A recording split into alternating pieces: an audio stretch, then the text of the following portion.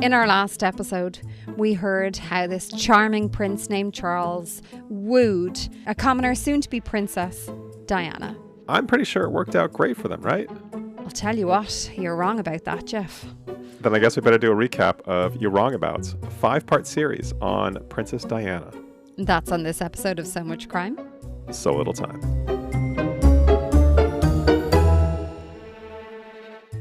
So I don't know if you can tell my voice, Dee, but the last 2.5 days were real bad for me. No one's ever suffered like I suffered. I'm sure. While I was wallowing in my own misery and feeling sorry for myself, the only thing that really gave me hope and kept me going was just that hope that in the mail, I would get some swag from our show. I would get like a hat or a t-shirt. And while I was waiting for that, I was listening to outtakes and bonus clips. There was extra bits from the time machine. Jeff, are you saying that the only thing that brought you joy over the last couple of days while you were feeling sick was listening to yourself? Yeah, well, look, I had a pretty high fever. I wouldn't say I normally do that, although I definitely do. But I also went online and I chatted with both of us. Or at least I think I did. That might have been a fever dream. But I'm pretty sure that other people, I chatted with both of us, when they're not suffering from a fever, can do that at patreon.com/so-much-crime, so little time. Plus, you get the wonderful feeling of supporting the show and keeping us both healthy.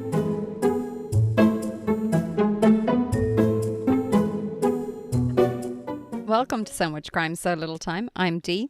And I'm Jeff. And before we start, just a quick warning. Warning! This episode is going to have spoilers for a story you already know. We're going to discuss the 5-part Princess Diana series from You're Wrong About. Do you reckon anyone doesn't know it? Like, do you reckon anyone is like, the episode title, The Crash? Are you joking? No, everyone knows the story. Okay. If you haven't listened yet, check out our preview episode on this show. It's the one before this one in your feed. And we'll also put a link to it in our show notes. So joining us in a few minutes will be a very special guest, one of our loyal Patreon supporters, and a noted scholar of all things Princess Diana, or at least that's what she said she is, Stacy. She will be joining us in just a second. But before that, let's just do a quick recap of what this podcast is all about. All right, this podcast came out in September of 2020. Was it September? Yeah. In autumn of 2020. Sure. The hosts are Sarah Marshall and Michael Hobbes. There's 5 episodes in total, each around 90 minutes. But tell us what we heard about in episode 1, or in part 1 of this 5-part series, Jeff. Yeah, part 1, we basically got Diana's childhood story. We heard about her parents. We heard about her being a teenager. We learned a little bit about Charles and also Camilla. Turns out, surprise to me, Camilla's been there all along. And by the end of the episode, we learned about how Charles and Diana got together. So that's pretty much where we left it. Like I said in the teaser, I was pretty sure this was going to have a happy ending. It's going to work out great for Charles and Diana. Turns out I was wrong. I mean, honestly, it works out pretty great for Charles. Anyway, we should get to our discussion. Stacy, thank you so much for joining us on this discussion of Princess Diana. Before we get into talking about Princess Diana, I think we should let our listeners know a little about you. You are one of our amazing Patreon supporters. I guess the most important thing to maybe know about you is who's your favorite host of the show? Oh, man. I mean, we know who she's going to say, Jeff. It doesn't matter how long she's known you. She thinks I'm fantastic. What I think is most important to note, for me anyway, for the listeners to know, and for people who are considering subscribing to our Patreon, is that, Stacy, you don't really like true crime, do you? Not even a little bit. I actively don't like it. Yeah, like, so when we're talking about the 5-part series on Princess Diana right now, the 5th part is in fact about the crash. It goes in detail about the crash. You purposely did not listen to part 5 because you thought it would be too sad. That's right. the level of avoiding true crime. Wait, I'm sorry. Can I ask a clarifying question about that? Sure. So, Stacy, It's not like I don't know what happened. I want to be clear. I am You just aware don't want of to the listen to the outcome. details. But when we talked to you about joining this discussion, we should get into to sort of your background with Princess Diana, your relationship with her. You would listen to this You're Wrong About series before, right? Yeah, when it originally aired, like back in 2020, I did. Okay. So I have listened to it once, and that's one of the reasons I didn't want to listen to part 5 again, because I know that it's sad. Okay. That makes sense. What I find so fascinating is that Jeff and I know if we are dealing with any episode that is, or any podcast that isn't gruesome, is a crime in a nice, I don't know, how do you say a nice crime? Like You in a don't. non-gruesome, crimey way, we tell Stacy and she might join in to listen. What are your favorite parts of So Much Crime, So Little Time, Stacy? I like anytime you tease Jeff, and I like any quizzes around music, which usually when I'm listening to your podcast, I am orbiting the field of whichever of my children's sport is going on at the time. And so I just look insane because I'm laughing hysterically, but then also yelling things like, let's get physical. It's let's get physical. Do you often get them right? I'd love to know. Yes. Oh my God. So is that a yes for coming on our next episode where we're going into 1992? I would love to. If I don't have to hear about any child deaths, then I'm all in. The time machine is free from death. And usually free from children. So That's an added bonus for me. it's a joy.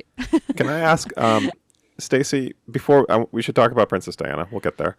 Sure. But What?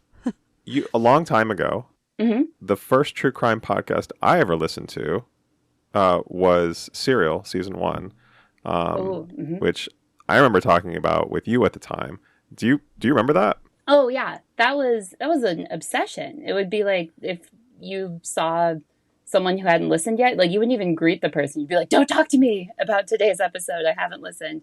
Yeah, I don't know why I could handle that. I feel like so much of it was more around the trial, the conviction, like Adnan's guilt or innocence. I mean, I know they covered aspects of the murder and they were horrifying, but I don't know. It was a different time. I contain multitudes, Jeff. I don't know. Yeah, it was also, I did not have children then. I think that's a huge... I was just going to ask. I was literally just about to say, have the kids made a difference there? Yes, I that think was pre-children. I am far more like averse to hearing about crime since I became a parent. That makes sense. So let's jump into our 5-part series. So we've already covered episode 1 and we've already heard a little bit about Charles semi-wooing Diana in some way. I want to start off by figuring out what both of you, I suppose beforehand, like what were your vibes on the royal family, maybe before even listening to this podcast? In the preview episode, Jeff, you kind of mentioned how like Diana just wasn't someone you would, like you didn't know much about their relationship and stuff. Like you obviously knew she had died in a car crash, but you didn't know the ins and outs, bits and pieces of it, whereas I knew a lot of it. So I'd love to hear from both of you. Like, what were your thoughts on the royal family as a whole? Yeah, my mom was interested in Diana, so I knew I had something really filtered through my mom. She, I think, probably like a lot of white American women, thought Diana was great and that Charles sucked, and so that was also my opinion. I am also maybe like, I don't know William's exact birthday, but we were very, very close in age, like down to like a month or so. So when she died, I remember thinking like, oh, that guy's my age and he has a little brother and that's awful.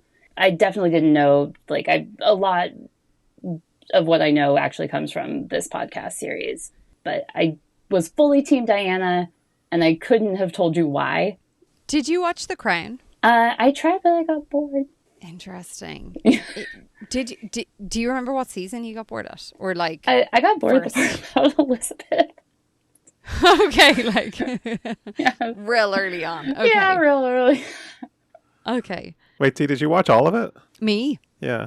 Interestingly, I stopped watching around the Diana stage, which I don't know whether it was more like I know it, and also kind of similar to Stacey, you re-listening to this series. Like, I didn't really, like, I don't, it's hard to watch someone go through something hard. You know, it's hard to know something bad's going to happen to someone. Yeah. I don't know. It makes it harder to rewatch it, I think. I've heard it's excellent. You haven't watched any of it though, Jeff, have you? No, I watched the first couple seasons. I watched the Claire Foy seasons, and I watched the beginning of Olivia Colman. I definitely stopped before the era that I was alive for, which is basically all of Princess Diana's part. I didn't see any of that. I think when I stopped watching Charles was like at boarding school. Having no friends. Yes. Yeah. I think one of the reasons I was asking it is, and I know it was fictional, but based on what they knew of the royal family. And it's stated here, like a lot of what people knew about the royal family was like people selling their stories or selling things from the inside. Like there was very little kind of known as such, other than what the tales the royal family spun themselves. But for me, what was interesting was seeing Philip and what a prick he was. And honestly, if that's who's showing you how to be a man and how to be a husband, he's showing his wife how like she should be treated, but he's also showing his son how he should treat his wife. And it showed up again, I think it was in episode 4 with the notes, with the letters he was sending to Diana. Yeah. Saying basically like, did you ever consider how you were at fault for him having an affair with Camilla? It's like, the affair fucking started before she got there. Yeah. Like they were what? Like, it's just, I don't know. Anyway, that's why I was asking, because I thought that context wasn't very, I didn't feel like that they filled in that aspect in here. But I thought that element was kind of important. They didn't fill it in the You're Wrong About series? I didn't think so. No, I agree. I watched enough of The Crown to think that Philip's a dick, for what it's worth. That part comes through pretty quickly. Well, yeah, and that's why I was asking. But I didn't feel like that like they laid into the whole, like, he was bullied, he was isolated, he was a loner. He had to spend his time with grown-ups, and maybe that's why he wasn't able to be social. And I'm like, okay, cool. But like, that's no excuse for treating someone like the way you're treating Diana. Like, that's no excuse for like lying and like expecting, like being cruel and being mean and isolating someone. No, I think we talked about this before, but I think apparently the exception of Diana, they're all terrible people, right? Like, they all don't know how to act with other people. They don't seem to have an abundance of empathy for other people. They seem so stuck in their conventions and their old-fashioned ways. And I mean, I feel like that was the theme throughout this whole thing of, like, from the Queen on down, they choose like formality over empathy.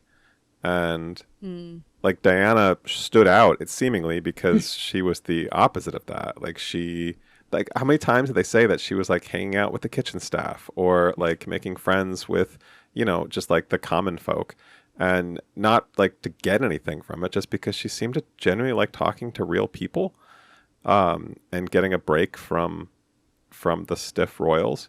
But the falseness, can you imagine? The falseness of the royals. Oh, yeah. Like, yeah, on like, but not that on your honeymoon, any time away that you have where you have to be like, well, put your smiles on. We're going to meet 18 of my grandaunts, and we're going to sit there with our back straight, and we are not going to sit beside each other because God forbid. It sounds like shit crack, honestly. It sounds like no fun at all. Imagine having that much money and having so little crack. That's exactly what I was thinking in those same words. Yeah, me too. Right? Like, but gee, like, honestly. No, it sounds awful. It really does. And like, even when she started to date someone else and she ordered a drink for the first time, like, it's one of those things when you start to see into the life of, oh my God, can you actually imagine being in that? Like, a princess is always put on the pedestal of like, little girls, do you want to be a princess? Are you going to be a princess someday? Like, fuck that. Be free. Be allowed to make your own decisions and order your own drinks. I wonder what she had to drink. Sorry. One of my recent favorite drinks, because I found somewhere around here that has them, is a porn star martini. And somewhere near where we work has them. And it's such a delicious cocktail. Okay, really delicious cocktail. Can you imagine Princess Diana trying to order that? Or anyone in the royal family? Like, it is delicious. If you had said, what 2 words do you not expect to hear when you go on Jeff and Dee's podcast tonight? Porn star martini might have really topped that list. I'd say they have to drink certain drinks and like sip them and just be very, like, even the way the men have to go off after and like smoke their cigars. Like, what about the women? Like, maybe they want to have a cigarette. Like, maybe they want to go and have fun. It's just like the whole thing is infuriating. I know that's not the point of this show tonight. Sorry. Yes. As we're recording this, the day we're recording this, there was a fancy formal dinner at, was it at Buckingham House or wherever they do it? I don't know. One of those fancy places. And I was reading the menu, and just because I was curious, whatever, like it was interesting to me. And I was like these all I recognize all of these as words associated with food. Oh my God, read them to us. Do you have it in front of you? It's in Windsor Castle, I think. All right. The menu began, this is from the New York Times. The menu began with a Hampshire watercress panna cotta served with Parmesan shortbread and quail egg salad. The main course was an organic Norfolk chicken ballotine wrapped in courgettes. I don't know that word. Yeah. With a thyme. They're zucchinis. It's the same thing. It's just what we call them. With a thyme and savory infused jus or sauce. For dessert, guests were to be served a vanilla ice cream bomb with an E, with Kentish raspberry sorbet interior and lightly poached Victoria plums. There was also when my Victoria plums are overpoached. It's the worst. It's the worst. Come here. I'd also love to talk to you guys about the format, because I freaking loved it. The way they switched up to like photos. Oh, and then went like outfit by outfit. Outfit by outfit. And then the chat and like talking about the press and even the 2 kind of main bios and how one was kind of very kind to Diana and one was very fucking harsh. Yeah. I felt it was kind of well-rounded, but I really liked it focusing on the outfits because she was a style icon.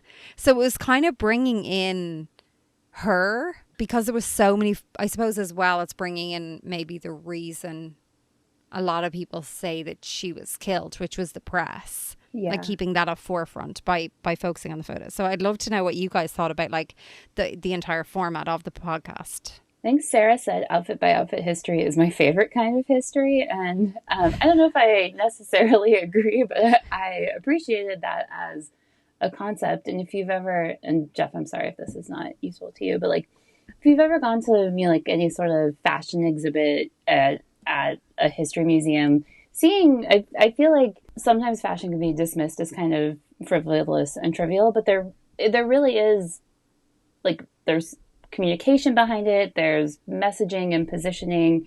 You can understand a lot about both like a person and a country and like what's happening at a particular event if you like pay close enough attention to what they're doing and why. And like Diana knew she was going to be photographed all the time, so you know, it wasn't just like we just throw on clothes and walk out the door. She had to think like, what do I want people to know? And if I can't talk to them, how can I like show it through my clothes? And I think that's pretty fascinating. Yeah, I mean, we talked in the preview about how little I knew about Diana and how I was definitely my like sweatpants era when she was in her like black dress and like making a statement. You were in your wine mom era? Yeah, I think it was like that at the time was certainly lost. I mean, I appreciated the way they did it here. I thought it was done well here. I also liked Sarah Marshall attempting to describe these clothes in a way that was just a little bit better than I think I could have described them. Like I said in the preview that this is like my favorite version of Sarah Marshall, and that continued throughout this whole thing as I really liked her humor. I liked her ironic detachment from the story. I was looking at all these pictures. Did you guys look at these pictures that they posted? Yeah. I was don't think I needed to, because I genuinely, when they were describing each picture, I was like, oh, I know what they're talking about. I know what they're talking about. Like, I'm pretty sure each of them, and I actually haven't looked at them, but I was like, oh no, like there's kind of no need, which I suppose shows, I don't know, the level of. Stacey, did you know any of these pictures already? I knew the revenge dress and some of the bike shorts era looked familiar, but definitely not to the degree that Dee did. It was more like when I looked at it, I'd be like, oh yeah, I've seen her in this picture before. Besides the revenge dress, the only thing I could tell you from memory was when she had like a Philadelphia Eagles like Letterman jacket that she wore. Apparently at some event, she was like talking to someone who, I don't know, he had some like high up ranking in the organization, and he was explaining what he did. And she said, what colors are your team? And he said, green and silver, whatever the Eagles colors are. And she said, oh, those are my favorite colors. And he sent her a jacket and she wore it. Wow. I didn't know that. Yeah. Did you know sloves? Was that at one point they were like, what's it called when there's, what was it? What's it called when there's. Was he trying to describe like a cap sleeve? I know. I was like, what the fuck are sloves? And it was so like definitive. Like, they're called sloves. Like, it's a sleeveless, but it's sloves. And I was like, oh, I think you just made this up. Like, you're talking through your ass here. Are sloves a thing? They're not. That's incorrect. No. I did want to go look. There was the one where she's in jeans, and they were talking about how, like, oh, it looks like she just like is wearing like mom jeans and a t-shirt, but it's the shoes that really show that this is like a very coordinated outfit. And I'm looking at that picture now, and I'm like, they're blue and white shoes, and she has blue and white on her shirt, and she's wearing blue jeans. I guess that makes sense. Of the times. That's also the same one as the pictures of her secretly taken in the gym, where... Yeah, it's gross. There's so many gross parts of this story. Yeah. But, yeah. The worst part of that, I mean, that was horrendous, but the worst part is the fact that, was it the Daily Mail that was selling it for like, was it 35p a picture or something, or a minute to look at it or something? Oh yeah, that was gross. Also, That's like, yeah. can you imagine looking that good in secret pictures taken of you at the gym? She looks really good in those pictures. I can't imagine me looking that good in non-secret pictures. In fact, I actually went to the gym on Tuesday morning, and I arrived there at 5:55, and the girl, Megan Sarkisian will account for this, the girl behind the counter said to me, pre-workout, I have to take a photo of you. And I said, what?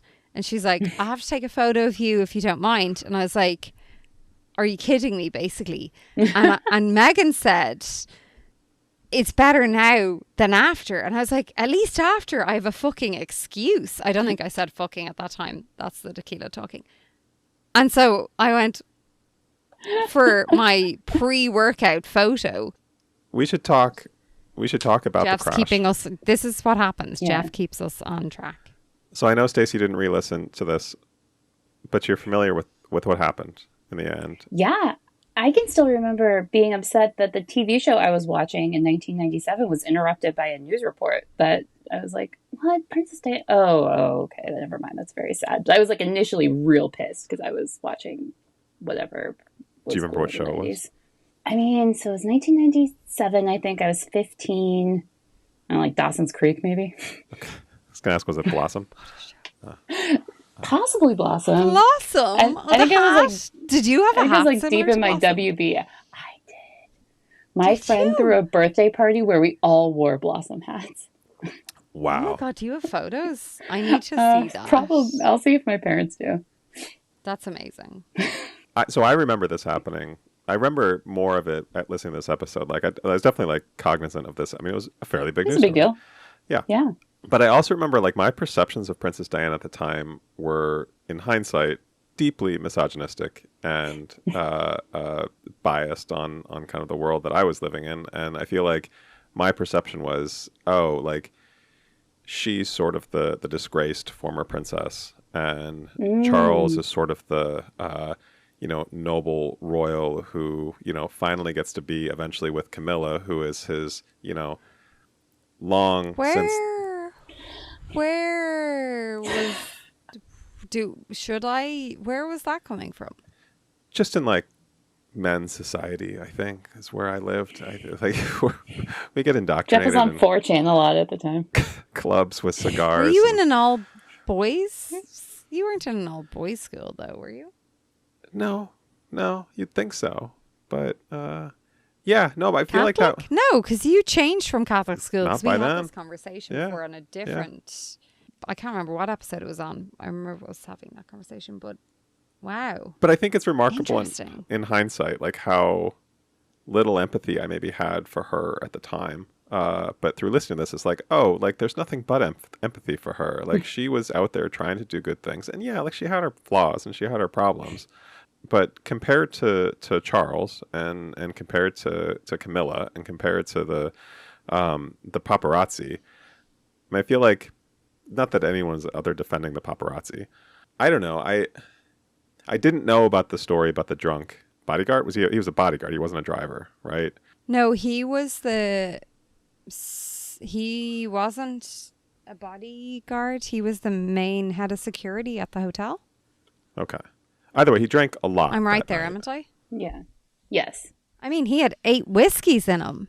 It's a lot of whiskey. Well, it's a lot of whiskeys because they said toxicology, and I'm like, I don't understand like the ins and outs of this. I'm like, does that mean at the time of the toxicology, at that point, there was enough of 8 whiskeys? So like when the crash happened, was it 8 whiskeys? Oh. Over the course of the evening, was it 8 whiskeys? Like what's going on? Because even when he knew it was going to happen, like when he got back to the hotel, he had a couple more drinks. I don't know. What I do know is you can smell whiskey off people. So if you've 8 whiskeys, I don't understand why people...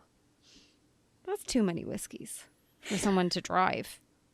It's fine if you're getting in a taxi, in my opinion. It does seem, though, that I guess my takeaway from this is that, yes, this was tragic and avoidable in this moment, but it almost seems like this was inevitable.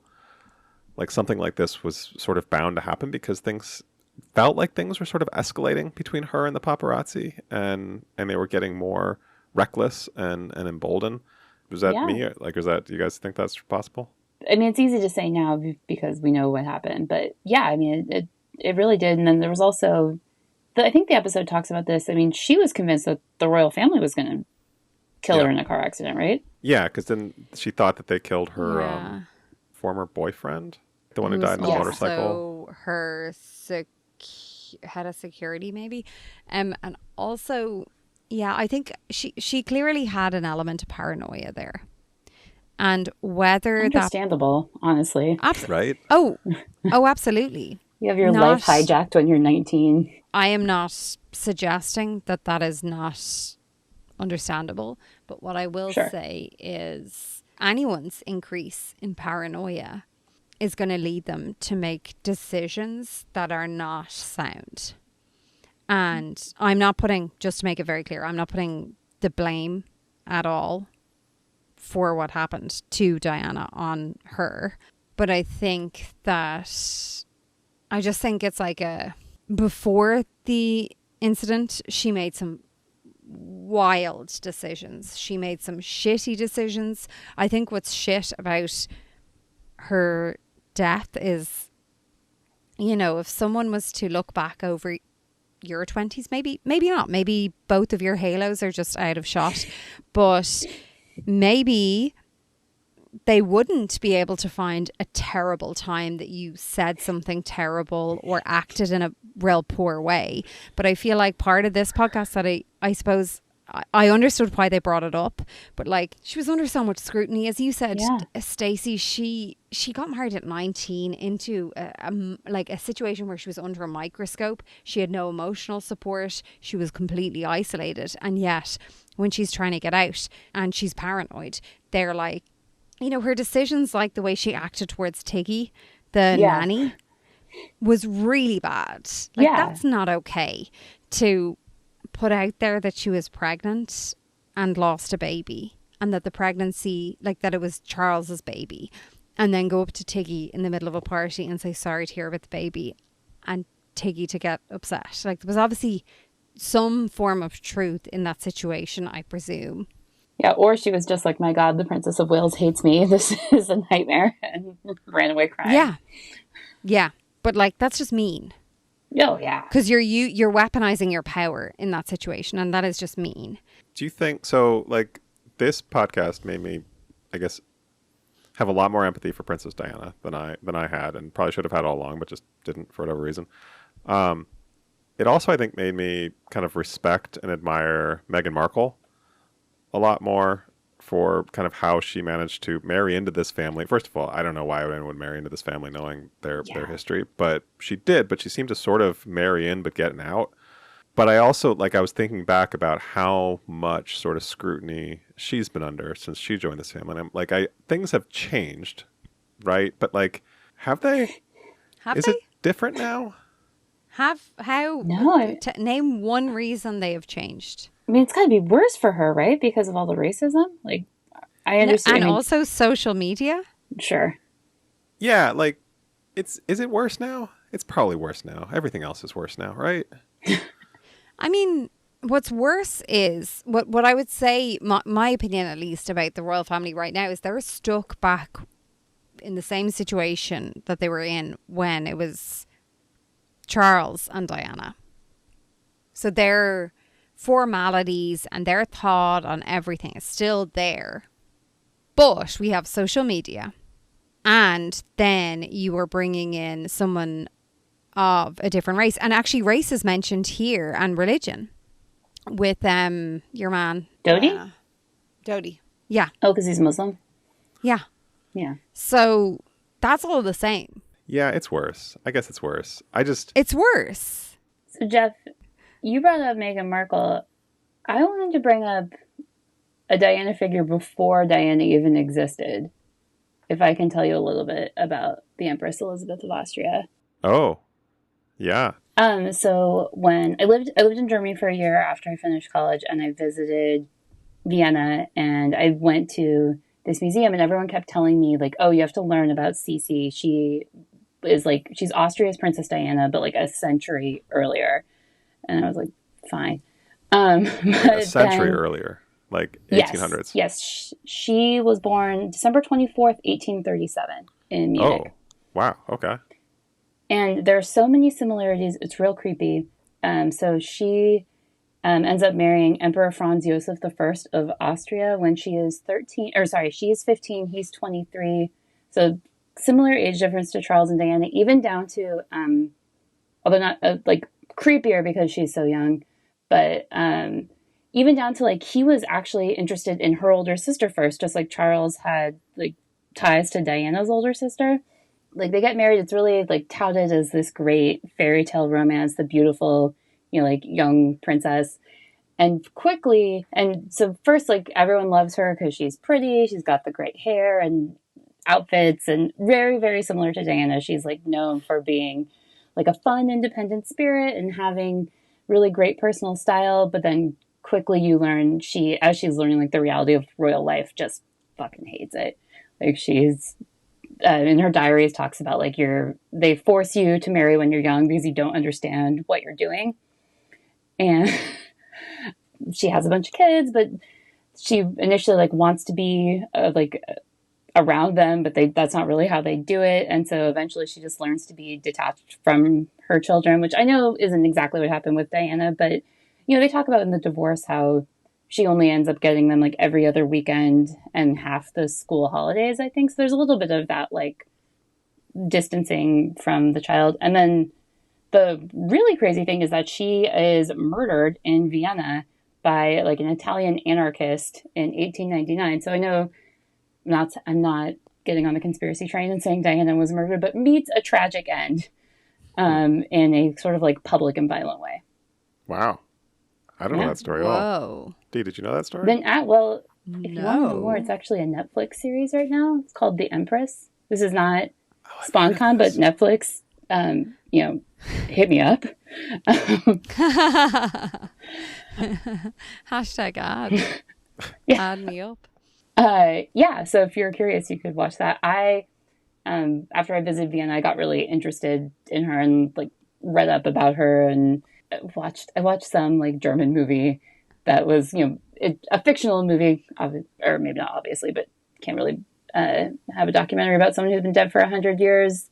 So actors, like there's no actual footage of Cece, but she's really romanticized in Austrian culture. And if you go to Vienna, you can visit a whole ass museum on their Wow. beautiful, ill-fated princess. What is her name again? So it's Elizabeth of Austria, but her nickname was Sissi, Sissi. Similar to Diana, she was very into staying thin and having really controlling what she ate. They said that she would fast for days on end and only drink milk and lemon water.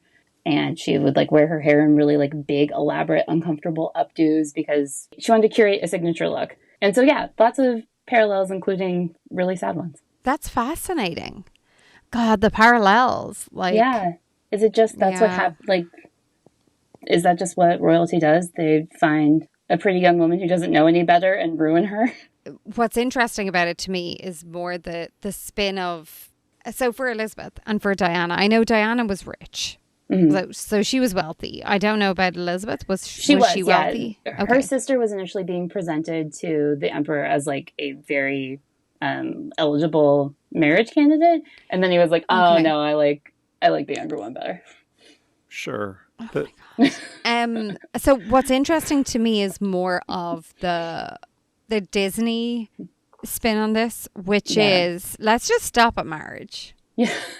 Let's just say, isn't it fabulous? That you might woo someone and you might be, the Diana, the Elizabeth, who is outspoken, who has got this fabulous hair, who is beautiful, who isn't the one who people want you to marry, who isn't the one who's put up, but who is the one who is the other, and yet how it'll work out. And then they stop at the marriage and then fucking shit goes wild after it because it turns out they're trying to curate something that the wild person you're trying to fit into this box doesn't want to have anything to do with. It's almost like this Disney princess narrative has been flawed from the start. What? I know. I mean, this is why you need to flog the puppies to the kids. Be a dog, child. Be a dog. Bark like a dog, pee like a dog, poop like a dog in the garden. It's all good. I did want to bring up the questioning of the sources because it was one thing I really appreciated, because I think sometimes when we listen to podcasts, definitely it feels like they don't question what they're reading maybe enough, but they really seem to question it quite a lot here. And I can't remember their names because I don't do that. So we had the two main sources where one person really liked Diana, the guy. Andrew. Not Morton? Shocking. Yeah, really liked Diana, which is not shocking that the guy really liked the attractive princess. And the woman was basically like, fuck you. I think you're a weapon and I'm going to take a harsher view. Which I think is kind of Tina Brown's reputation. Oh, really? Yeah, I think they alluded to that throughout this, that was the reputation. It was. But then we hear, I don't know if you guys knew this. I did not know this. It was everywhere with Diana. Her therapist was on retainer with some journalists. Yeah. I never knew that. That is fucking wild. That is insane. How could you not be paranoid? Sure. What's the Just phrase is honestly, just because you're paranoid doesn't mean they're not out to get you. Yeah. Both things could be true. Yep. Definitely. The therapist thing was wild. Yeah. Wild. And then we hear that Tina Brown is basically saying how, I think it's Tina Brown who says it, that Diana basically manipulates the press. And it infuriated me so fucking much, not just because it's ridiculous. She was managing them so well. Even on her trips to, I think it was Saint-Tropez in the summer leading up to when she was murdered, where she was basically like, look, I'll give you 30 minutes. I'll talk to you. I'll give you photos, but then leave me alone. That was excellent. That was so clever. That was unbelievable. She was managing them. But it seemed so sexist, which seems so bizarre because it was coming from Tina Brown. And I know that you don't have to, like, sexism doesn't have to just mean that you're sexist against, like, your own, like, against a different sex, but, like, it was baffling. Like, I was just like, really? Really, Tina? What did you think? So there was that moment where they noted how Diana was so good at certain parts of, like, bringing attention to issues, and Charles had this sort of, like, behind the scenes skill. And if only they could actually, like, team up, like, they could do so much more good than either one of them could do alone. I thought, first of all, to me, that was one of the few, like, really humanizing or, like, positive things about Charles that we heard. But I thought that was a really good point. Yeah. I don't think either of them had it in them to. There was no chance for them to be a positive collaborators. But that comparison, like his jealousy, or at least what's portrayed as his jealousy of her popularity, made me think of JFK and Jackie, where he seemed to really, I don't know if there's a story like when they go to Paris, Jackie's fluent in French. She's, beautiful, stylish, and charming, and it just, like, blows everyone away. And JFK quips when he leaves, like, I'm the man who accompanied Jacqueline Kennedy to Paris. And he just, like, leans into it and is sort of like, hey, she's part of, like, she's my wife, but she's also, like, as a public figure, part of my brand. And if people like her, that's good for me. And I'm like, I don't need to be mad at her for being likable. And it was just I thought about that because it's such a contrast to how it sounds like Charles reacted to his wife being likable. And maybe there could have been a different version where he, like, just appreciated that about her. Do you reckon that was his Irishness or his Americanness that was coming through there, lads? Anyway, pause. You can consider that and come back to me in 7 episodes' time. One random thing that I noted that I thought was very funny is when they were talking, when Sarah and, what is your man's name, Michael, were talking about how, the way the English loved, or the English royals loved to name their houses random stuff like Highgrove. And then Sarah Marshall was like, I named my house Satellite of Love, which I thought was very funny. Do you guys have names for your houses, or have you ever had a name for a house you've lived in? I want to know. Yes, but it's embarrassing. Is it just going to be like, no? Is No. it just no? No. No? Stacey, Is that it?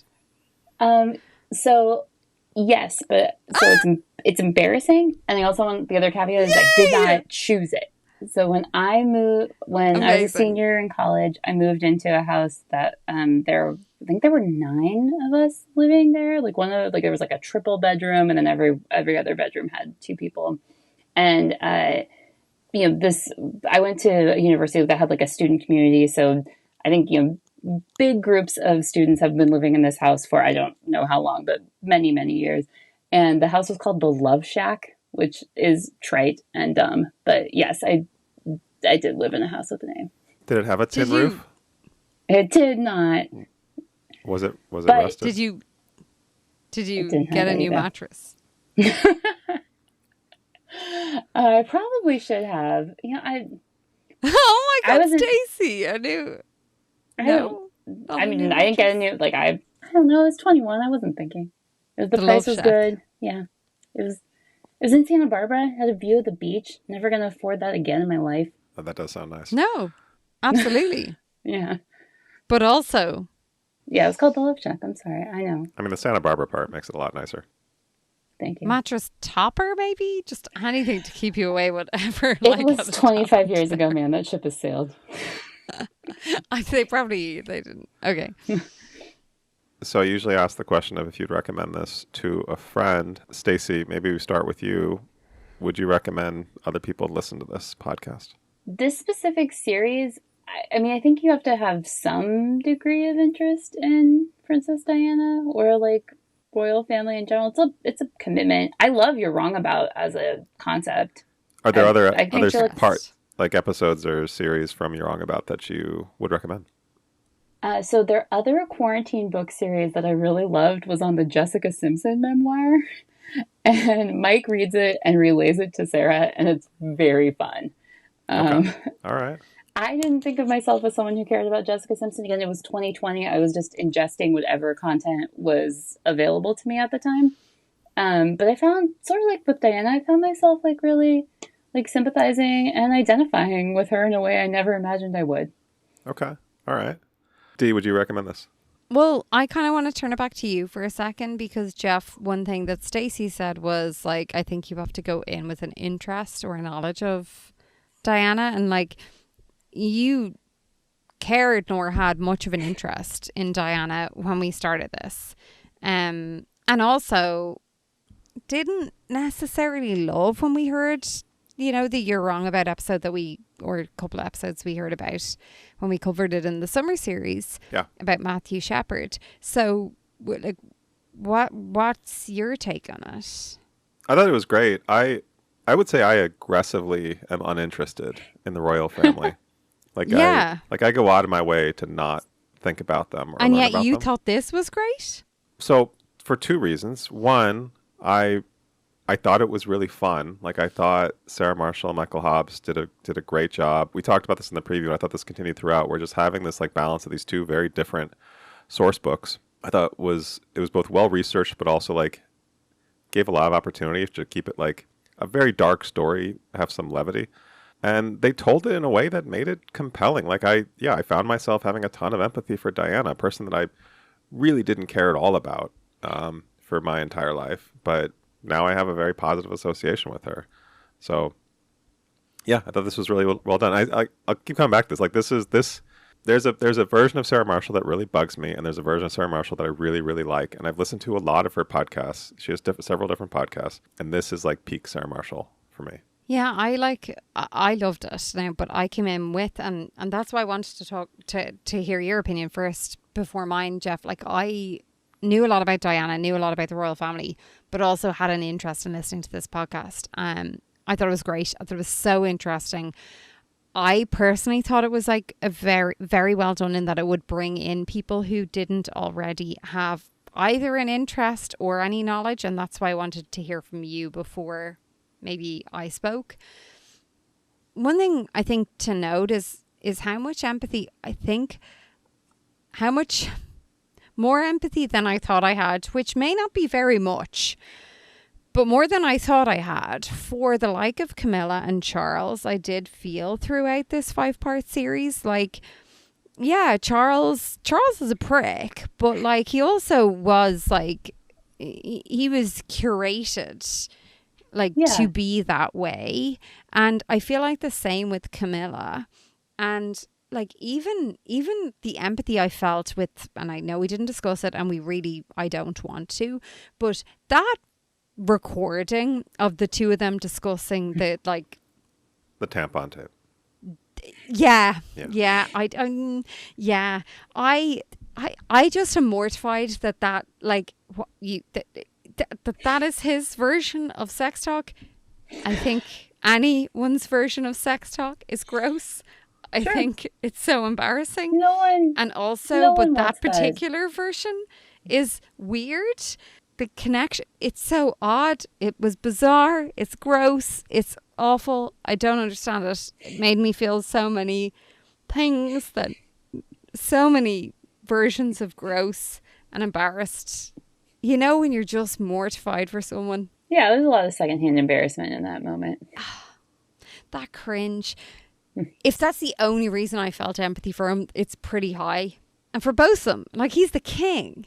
So I did feel more empathy than I thought I would for him and for Camilla, because at the end of the day, they did kind of just want to be together and they weren't allowed to be together. And that's kind of sad. Like, if you take Diana out of it, it's kind of sad. I forget maybe Sarah and Mike both say, but that like fame is abuse. Like, it's basically a human rights violation to be in the royal family. Which is hard to rectify with like all of the wealth they have and the harm that they have done. But also, two things can be true at once. Like, they can be limited by this system that they created for themselves.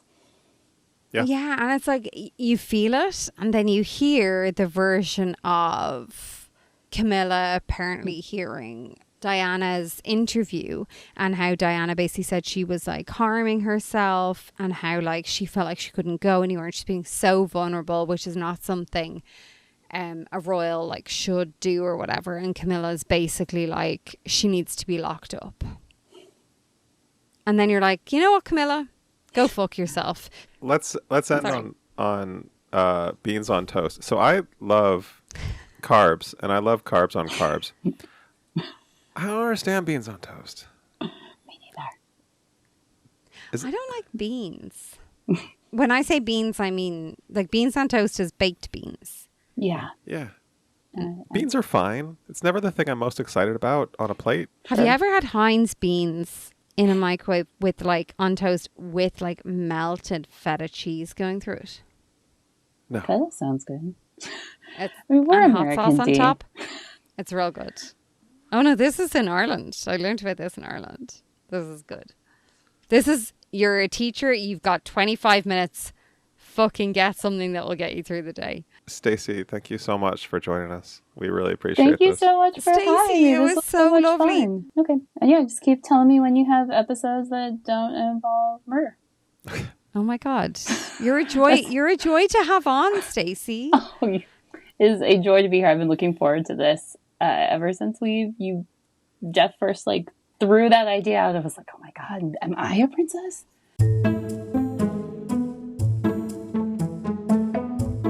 Before we go, just a quick reminder, if you enjoyed this discussion, leave us a comment. Let us know what you think. Let us know your thoughts on the Princess Diana story. Also, while you're on Spotify, Apple, wherever you're listening right now, give us a rating, 5 stars, please. Tell a friend and help spread the word about our show. We appreciate it. Okay, so next up, Jeff. Have you ever been to a state fair? Yes, I have. All right. Great. Love that for you. I have not. However, I do feel like I've seen a lot of them like pop up in movies. One that springs to mind is Beethoven. The one about the dog? Yeah, not the pianist, the dog. The big Saint Bernard. But anyway, I digress. Back in 92, in Washington State, a 14-year-old goes to a state fair and just never returns. Shockingly, the police presume she's a runaway, even though her mother is like, that's not her vibe. They even remain skeptical when some of her clothes turn up a few months later. Her mother, obviously her mother, keeps searching for her. Years and years pass. And this podcast, we're going to hear about that search. We'll be listening to Who Took Misty Copsey by ID. That's on the next So Much Crime.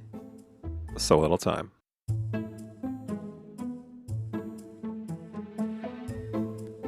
So Much Crime, So Little Time is a production of Mind Glove Media. The executive producer is Paxton Caloriso. Our associate producer is Blythe Ty. Our theme music was composed by Vyacheslav Starostin.